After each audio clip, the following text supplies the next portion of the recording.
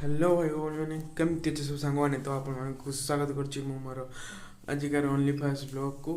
ତ ମୁଁ ଏବେ ତେଲ ଆଣିବାକୁ ଯିବି। ଆଜି ଘର କିଛି ଖାଇବା ହେଇନାହିଁ ତ ଆଣିବା କିଛି ଖାଇବା, ଚାଲନ୍ତୁ ଯିବା। ତ ଏବେ ମୁଁ ବାହାରି ସାରିଛି ତେଲ ଆଣିବା ପାଇଁ, ତ ଯିବା ତେଲ ଆଣିବା ଆଉ। ଭିଡ଼ ଭିଡ଼ ହେବାର କାରଣ ଲୋକ ସବୁ ବାହାରୁ ଆସୁଛନ୍ତି କାମ କରିବାକୁ।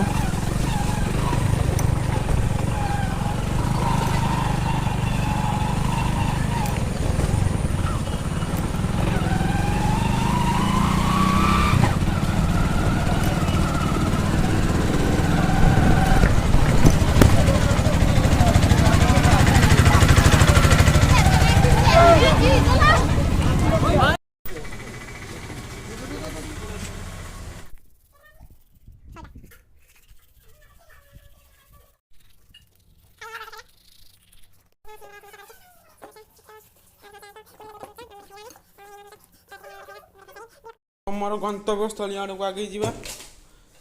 ଏ ତୁ କ'ଣ କରୁଛୁ ଏଠି ବସିକି? ହଁ ବସିକି କ'ଣ କରୁଛୁ ରେ ବୁଢ଼ୀ? ଦାଉଲି ବଜାଉଛନ୍ତି ଆଉ ତାଙ୍କର ମୋ ଚପଲ କ'ଣ ଚପଲ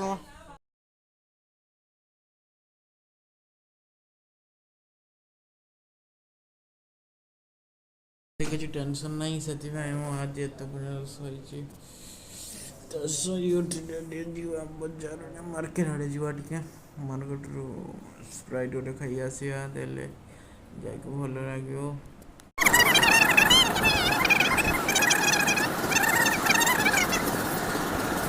ମୁଁ ଘରେ ପହଞ୍ଚି ସାରିଛି ବିଲରୁ ଖାଇବା ଦେଇ।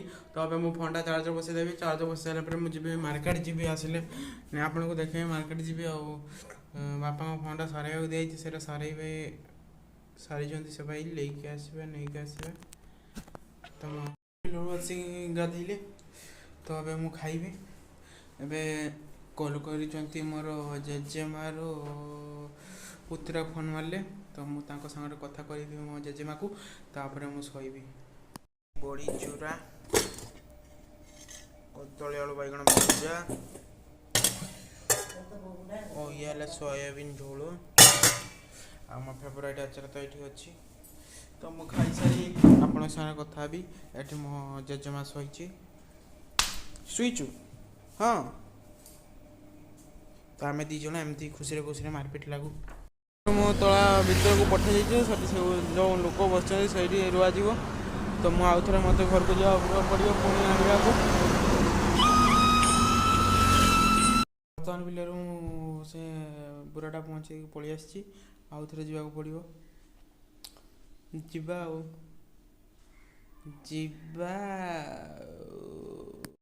ତ ମୁଁ ଏମିତି ବ୍ଲଗ୍ କରେ, ଆପଣଙ୍କୁ ପସନ୍ଦ ଆସିଲେ ଲାଇକ୍ କରିବେ, ସେୟାର କରିବେ।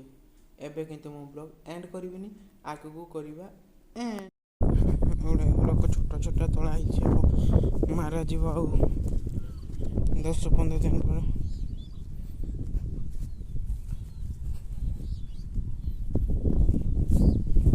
ବର୍ତ୍ତମାନ ପୁଣି ମୁଁ ଘରକୁ ଚାଲିଲି, ତ ରାସ୍ତା ପୁରା କଦର୍ଯ୍ୟ ହୋଇଛି।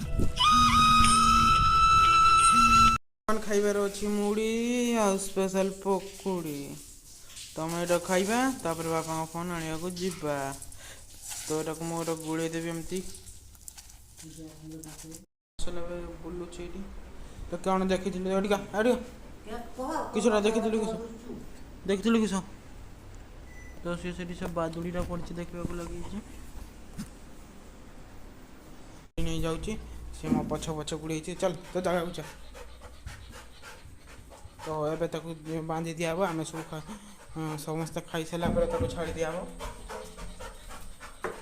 ତୋ ଜାଗାକୁ ହଁ, ସିଟ୍ ଗୁଡ଼୍ ବଏ।